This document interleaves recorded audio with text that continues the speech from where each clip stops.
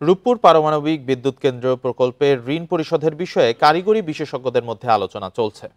স্থানীয় মুদ্রা বিনিময় ইস্যুতে দুই পক্ষই ইতিবাচক অবস্থানে বলে জানিয়েছেন ঢাকায় নিযুক্ত রাশিয়ার নতুন রাষ্ট্রদূত আলেকজান্ডার ডি খোজিন। সকালে পররাষ্ট্র উপদেষ্টার সাথে তার কার্যালয়ে বৈঠকের পর কথা জানান রাশিয়ার রাষ্ট্রদূত। এ সময় স্থানীয় মুদ্রা সহ সার্বিক সম্পর্কের বিষয়ে দুদেশই ইতিবাচক বলেও জানান তিনি। রাশিয়ার রাষ্ট্রদূত বলেন, বাংলাদেশ থেকে আরও দক্ষ জনশক্তি নিতে আগ্রহী তার দেশ, বিশেষ করে কৃষি এবং জাহাজ নির্মাণ শিল্পে কর্মী প্রয়োজন। তবে ভিসা পদ্ধতি সহজ করা সহ বিভিন্ন বিষয়ে বাংলাদেশের সাথে বিস্তারিত আলোচনা করে চুক্তি করার পরিকল্পনা রয়েছে বলেও জানান রুশ রাষ্ট্রদূত।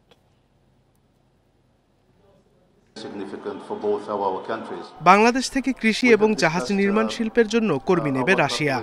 তবে তার আগে হবে বিস্তারিত আলোচনা, পরে চুক্তি করার পরিকল্পনা রয়েছে।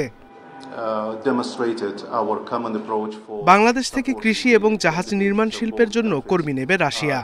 তবে তার আগে হবে বিস্তারিত আলোচনা, পরে চুক্তি করার পরিকল্পনা রয়েছে।